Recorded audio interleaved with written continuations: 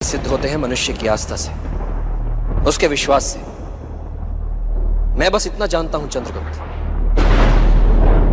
जिस भी योद्धा ने वो कवच प्राप्त कर लिया, उसे युद्ध में कोई भी पराजित नहीं कर सकता, धनानंद भी नहीं।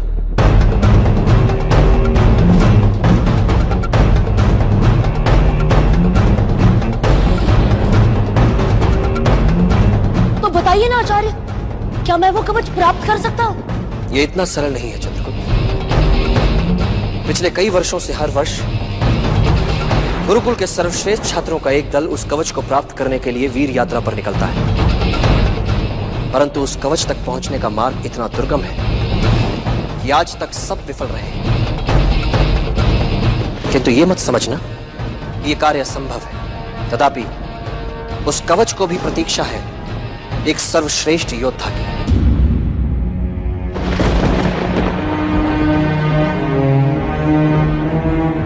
मैं चाहता हूं कि इस वर्ष तुम वीर यात्रा पर जाओ और उस अनमोल कवच को प्राप्त करो।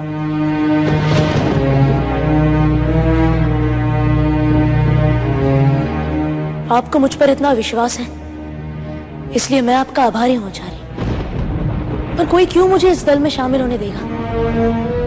मुझे तो युद्ध का कोई ज्ञान नहीं। मैं तो दल के चुनाव के समय ही असफल हो जाऊंगा आचार्य। कवच तो बहुत दूर की बात है। सबसे बड़ा बल हृदय में होता है। यदि यह बल निर्बल ना हो जाए तो सफलता अवश्य तुम्हारे कदम चूमेगी चंद्रगुप्त। मैं प्रयोजन करूंगा तुम्हारे इस वीर यात्रा में सम्मिलित होने का। मैं जानता हूं कि यह वीर यात्रा वरिष्ठ छात्रों के लिए है, किंतु समय की यह मांग है तुम अपनी आयु को सफलता की सीढ़ी बनाओ, रुकावट नहीं।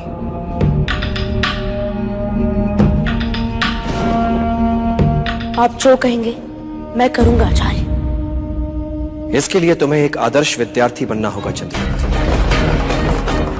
आदर्श विद्यार्थी वो है जो किसी भी परिस्थिति में सीखने के लिए सदैव तत्पर है।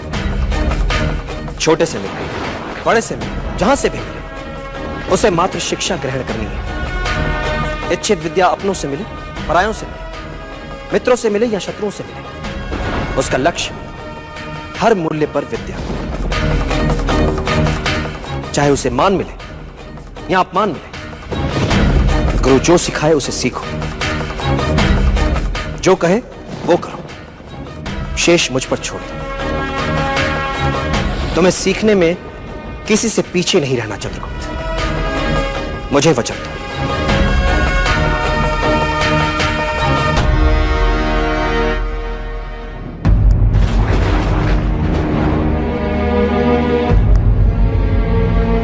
मैं आपको वचन देता हूं आचार्य, मैं सीखूंगा और आपकी दृष्टि में इस गुरुकुल का सबसे आदर्श विद्यार्थी बनूंगा।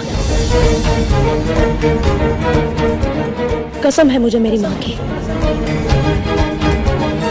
उसे मुक्त करने के लिए मैं सर्वश्रेष्ठ योद्धा बनूंगा।